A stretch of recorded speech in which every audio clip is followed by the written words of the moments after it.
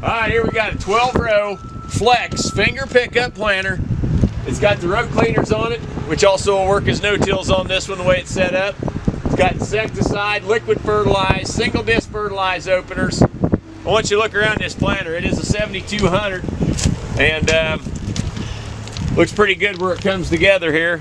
One little, where that peg is, one little weld right there. But in general, looks to be, it does have the later model poly boxes on it.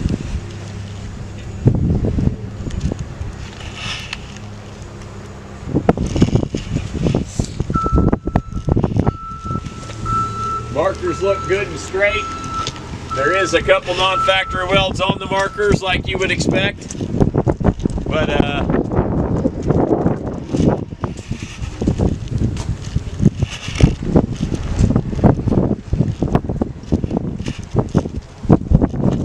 very nice planter for its age. It's hard to find a finger pickup 12-row, and it is on 30-inch rows.